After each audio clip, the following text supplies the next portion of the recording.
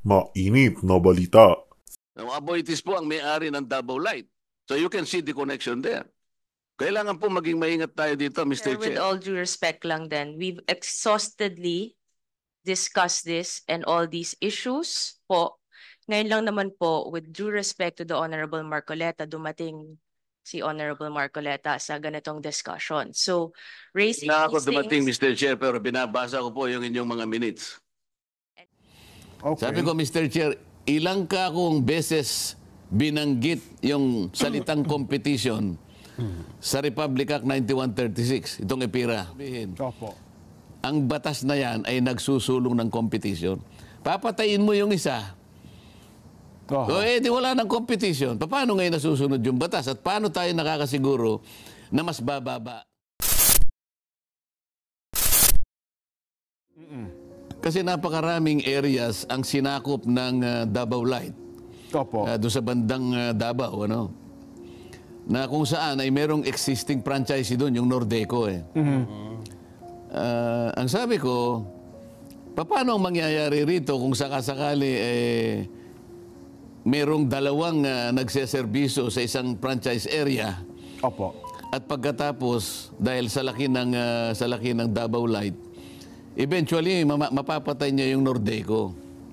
Kakainin niya. Opo. Kasi yung Nordeco, merong existing franchise. Opo. Ang sinasabi sa batas kasi, Jen, ay kinakailangan yung prangkisa ng mga electric cooperatives, Opo. payagan mong matapos niya yung kanyang termino. Okay. Ito, pinayagan nila na kunin yung mga areang sineserbisyuhan ng Nordeco, Nordeco, na sila na yung magsaserbisyo. Samantalang may existing franchise po siya. Merong existing franchise. Ayun. Sabi ko, alam ko pinayagan sa isang kaso, pinayagan ng Korte Suprema yung multiple franchises in one service area. Okay. Opo. Pero sabi ko, kailangan malaman nyo, kaya pumayag ang Supreme Court doon, gagawin lamang yon in pursuit of the common good. Okay na, kailangan pag-usapan natin ano ang common good dito para payagan natin yung pagkarami-rami ka akong sinakop na area ng Davao Light. Oho. Unang-una na nakikita kong mali dyan, mawawala yung competition. Kasi mamamatay yung Nordeco. Okay. Sabi ko, Mr. Chair, ilang ka akong beses binanggit yung salitang competition sa Republic Act 9136, itong EPIRA. Opo. Hindi niya alam. 11 times. Okay. Oho. Yung salitang anti-competitive, 10 beses niyang sinabi dyan. Okay. Yung salitang competitive, 10 beses din binanggit niya sa batas na yan. Anong ibig ko sabihin? Ang batas na yan ay nagsusulong ng competition. Papatayin mo yung isa. Oho. Di wala ng competition. Paano ngayon nasusunod yung batas? At paano tayo nakakasiguro na mas bababa? Sa ngayon, sinasabi ka ako ng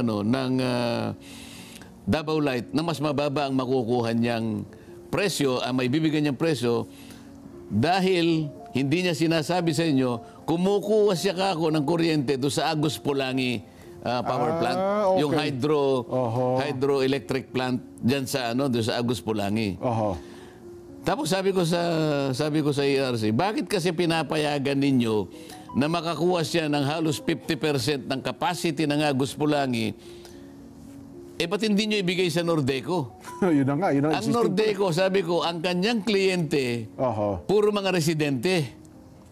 Okay. So kapag sa Nordeco mo binigay yan, lalong may bababa ng Nordeco. Binigay mo ako sa Davao Light, ang consumers niyan, puro industrial and commercial. Commercial establishment. Pangalawa, Davao Light is a private stock profit-oriented company.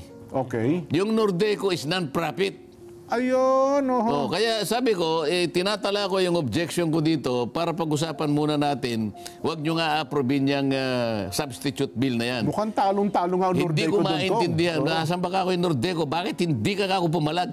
Yun na nga. Kaya Mukhang... Sir, with all due respect to the Honorable Dagook, with what he is saying, no, this is, he's comparing it to other cooperatives na nangyari po, ang mga pagkuha ng other areas. Davao Light is a private corporation and it is within their business model and how they are going to plan this to ensure that hindi naman din tataas yung kanilang rates, no? And right now, mataas talaga ang difference ng rate ng Nordeco compared to how Davao Light is operating. I think it's about 7 pesos difference. So I do understand that they've been saying that they are willing to make the prices still low. And this substitute bill has amendments that already cater to what we have been discussing in terms of the liabilities, in terms of the supplies, in terms of the selection process, the distribution system assets. Ang dami ng kukunin ng Davao Light din dito.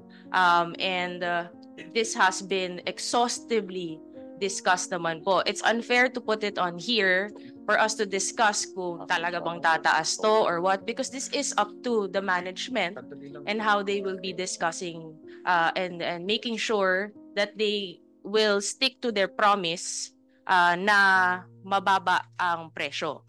Now, it is within the power of Congress should this bill pass into law. Also, natitingnan din natin kung ano yung performance nila, and it is within our power also to revoke naman their franchise if they don't stick to what they are saying, Mr. Chair. Mr. Chair, I agree, no, that this committee and Congress has the power to revoke and grant franchise. That's why, before we grant or revoke franchise, there is a process. Now, for example, in as far as the revocation of franchise, Nordeco has still an unexpired existing franchise. Section 27 of Republic Act 10531 clearly states that although the power and authority of NIA under PD 269 has been withdrawn and go back to Congress, NIA is given a 5 years transition period from the effectivity of 10531 within which to revoke or extend franchise. And further, the last sentence of Section 27 states that all existing franchise must be extended in its full term. Now, Nordeco has still an existing, I think, 7 years. Did we revoke it? Did we conducted a process to revoke it before we grant a new franchise? On the other hand, if we grant this franchise, these areas being now included in the substitute bill must have been part of the four original bills being consolidated. The comment that I have, the discussions that I have with the impact of Davao City was not part of our discussion because the original bills, did not include this area. Only now in the substitute bill. Kaya hindi nakapag-comment si ARC. So that's the original comment that I have na hindi po siya kasama sa 4 na bills na pinag-usapan. Kaya hindi naka-comment si ARC.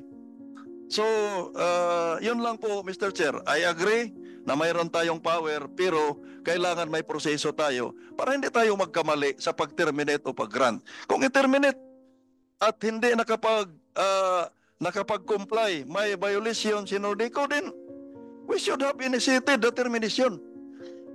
Now, if we grant this franchise, bagong franchise ng Nordeco, ito na yung ginagawa natin. But again, hindi po kasama yung mga area na yon. At if we examine, ngayon ko lang nabasa tong substitute bill, I have a lot of, halimbawa, ARC, mayroong isang provision dito na the grantee will be allowed to collect 20 centavos per kilowatt hours to the newly acquired franchise area, to the customers of newly acquired area, in case yung amount doon sa mga asset ay hindi magkasya pambayad.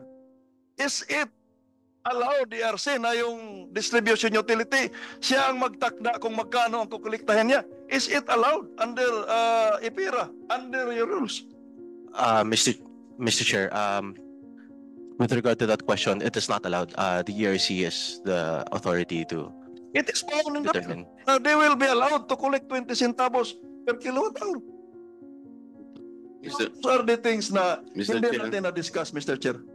Chair, in supplement Congressman Doug's position, this representation also wants to register his strong misgivings to the substitute bill covering the 4 bills before us, because I saw an expansion given to Davao Light, which technically encroach on the franchise areas of Nordeco.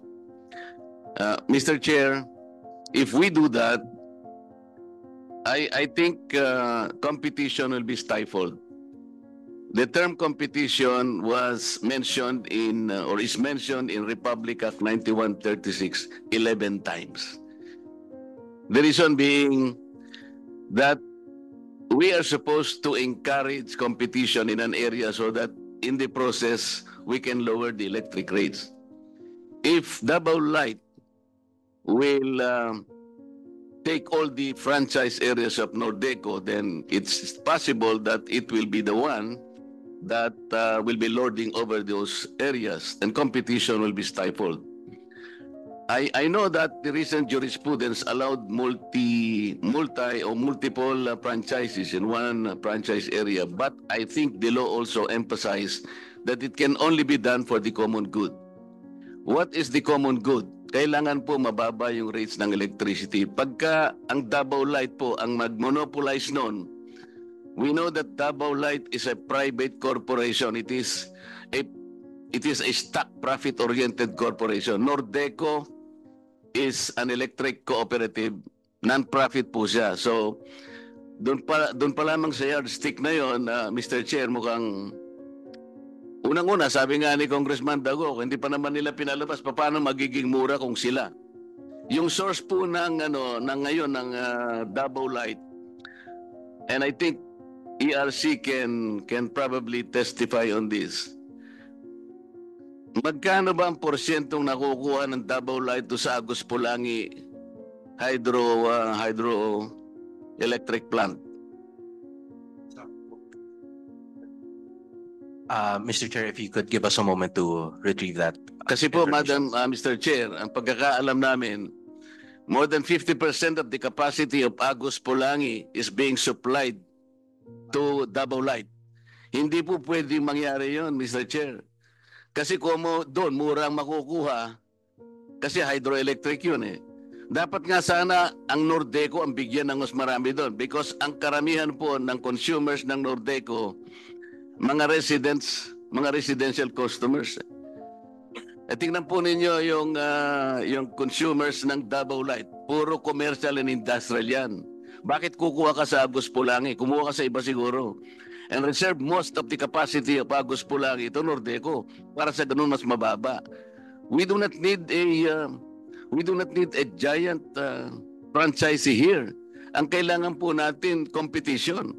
Kapag ka binigay natin, mamamatay eventually ang Nordeco. Wala nang competition dito. Ano sinasabi ng EPIRA? Why would the word competition be mentioned 11 times? Competitive 10 times, anti-competitive 10 times. You review, EPIRA. Kapag ginawa po natin ito, lumilitaw, talagang isa na lang ang maghahari doon. Ang Davao Light na lang. This is not the objective of the law. Kaya lalo nating hindi maibababa ang kuryente dito. At lumilitaw pa nga rito sa substitute bill, Mr. Chair, hindi malinaw kung paano natin mamimaintain yung mga PSAs na ngayon ay sineserve ng iba't ibang mga generation companies. Walang maliwanag. Ibig ba sabihin noon na we will be impairing the existence of valid contracts? Wala man lamang isipin gano'n. Nasaan po ba yung Nordeco? Nandito ba siya? Wala po ba kayong ginawa para objectin ito? We will be backing you up if you do this. Hindi naman po pwede na basta na lang papasok ang isang dambuhalang supplier, papatayin yung isa, sasabihin lamang magiging mura. Show it by way of, let's say, efficiency in distribution. Titingnan po nyo, saan nyo ba kukunin? So baka po ang pinalalagay nila dahil nakukuha nila Agus Pulangi. Alam naman natin ngayon, yung head ng PISAM kasi nanggaling sa Aboitiz. Ang Aboitiz po ang may-ari ng Davao Light. So you can see the connection there. Kailangan po maging maingat tayo dito, Mr. Chair. Salamat po. Mr. Chair. Thank you very much, the Honorable Marcoleta. The Honorable Nograles. Mr. Chair, with all due respect lang then, we've exhaustedly discussed this and all these issues po. Ngayon lang naman po, with due respect to the Honorable Marcoleta, dumating si Honorable Marcoleta sa ganitong discussion. So, raising Na ako these dumating, things, Mr. Chair, pero binabasa ko po yung inyong mga minutes. and we have discussed this, Mr. Chair, exhaustively. With matters like this naman, there's a pending motion, I think, by the Honorable Palma. Such amendments can be raised here naman for the committee to vote on. It can also be raised on the floor for other matters, Mr. Chair. So this has been exhaustively discussed. And just to put on record, even if, yes, I do understand, ayaw naman natin tumaas din ang presyo ng electricity. We all are in agreement with that. But right now, with how Nordeca has been operating, it is a fact na I think about 7 pesos ang difference ng electricity sa billing ng ginagawa ng Nordeco compared to dun sa Davao Light po. Napakataas po nito. So we also have to look at this. And if we're talking about the common good, common good din naman na hindi natin pahirapan pa mga consumers sa mataas na presyo po, Mr. Chair. Mr. Chair. Mr. Chair. Mr. Short Chair. manifestation. Mr. Chair,